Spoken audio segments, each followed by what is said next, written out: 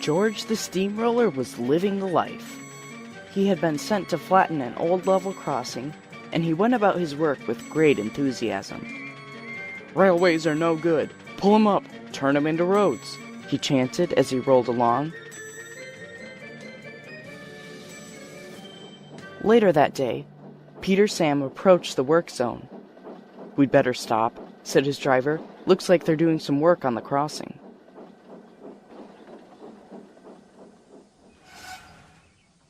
The driver stepped down to speak with the workmen. Peter Sam didn't like George, but he whistled kindly enough. "Hello, George. What are you doing here?" George responded rudely to the little engine. "Your railway is old and run down.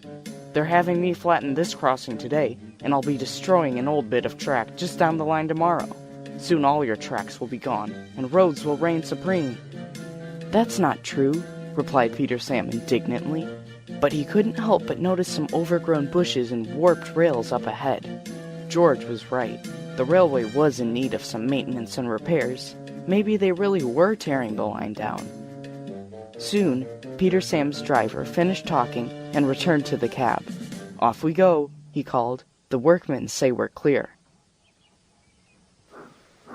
Peter Sam puffed worriedly away.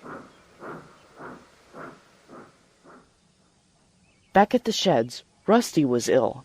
He had not felt well for weeks, and he had been unable to leave the shed for several days. Peter Sam puffed frantically in. "George says they're tearing down the line." "Preposterous!" exclaimed Duke. "Why would you believe a word from that steamroller?" "Usually I wouldn't, but he actually started listing areas of the line that he's scheduled to demolish. And you've been out there. You know it's not in the best condition," responded Peter Sam. "Wait a minute," remarked Sir Handel. "Maintenance is your job, isn't it, Rusty? If you hadn't been slacking off, our line wouldn't be in jeopardy right now." "I haven't been slacking off," protested Rusty. "You know I haven't been feeling well." "If you really cared about our line, you'd push through and do your job," retorted Duncan. "Let's all calm down," said Skarloey. "Peter Sam, what George said is somewhat worrying, but we have no way of knowing whether it was true. Sir Handel and Duncan, you know Rusty is a good worker, so don't accuse him of slacking off. He'd be out working on the line if it was at all possible." "Thank you, Skarloey," said Rusty gratefully. "But what if they are tearing down the line?" wondered Peter Sam.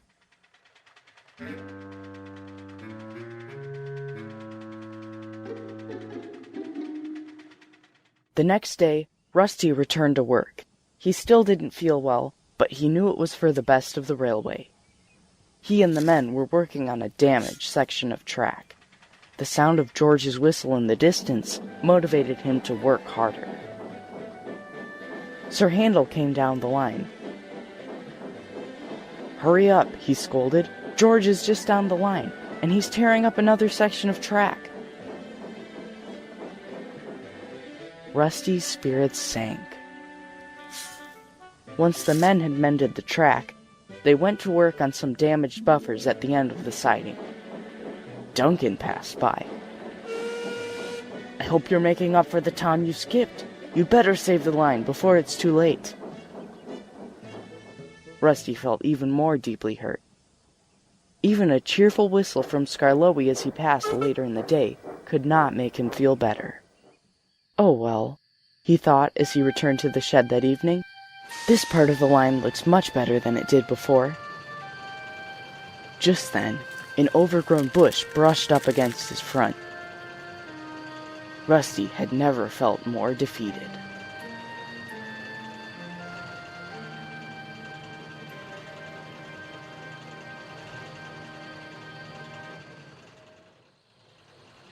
The engines glared at Rusty as he rolled into the yard. Sir Topham Hatt was there. Rusty was glad that he was saved from further torment, at least for the time being.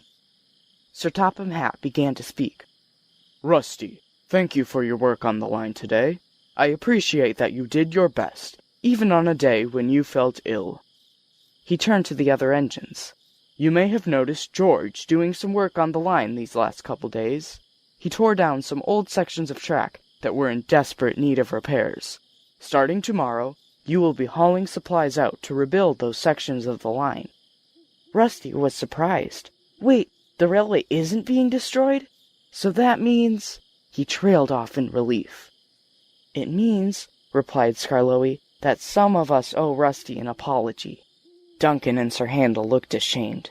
"We're sorry for jumping to conclusions, Rusty," apologized Sir Handel.